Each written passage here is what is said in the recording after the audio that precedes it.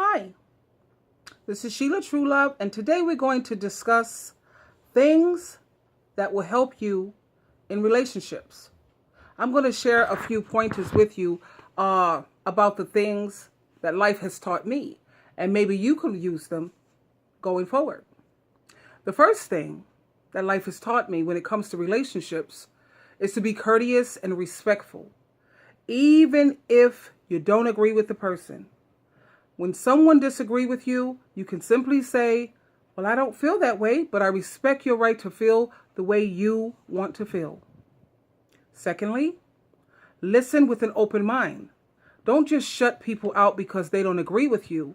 At least consider that they might be right and maybe, possibly, you could be wrong and you can learn something.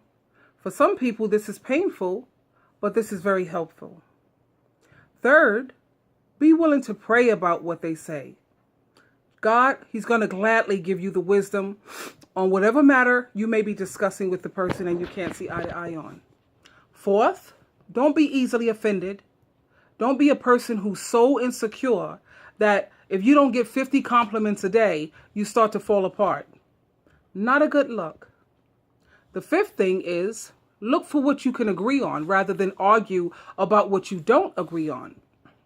Maybe you can try to find one or two things you can compliment about the person, or find three things you can agree on rather than things you can complain and grumble about.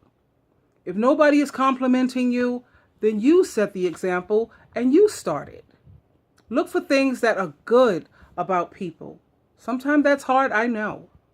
Number 6, be careful with your tone, the words you use, and your body language.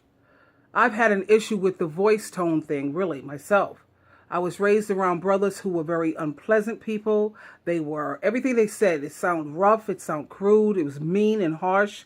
And sadly, because I was around that so much in my formative years, I turned out very much the same way. So what I did is I went to Jehovah in prayer and I begged and pleaded with Him to give me gentleness, kindness, and being a more positive and pleasant person. And guess what? Jehovah has helped me tremendously. I have to stay mindful, of course, of these things all the time, but He's helped. We all have things that we have to keep working on, and going to Jehovah God in prayer, trust me, it works. 7, pick the right time when you need to have a conversation with someone to avoid confrontation.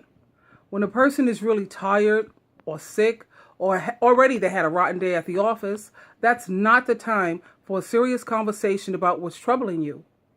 Pray and ask God to show you the right time. This is one of the ways you can keep the strife out of your life, out of your household, and it's a beautiful thing.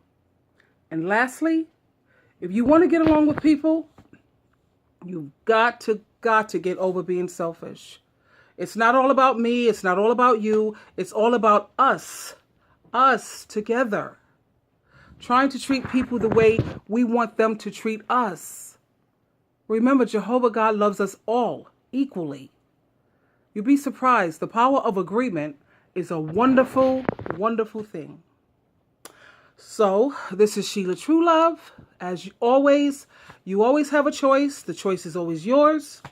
And until next time, deuces.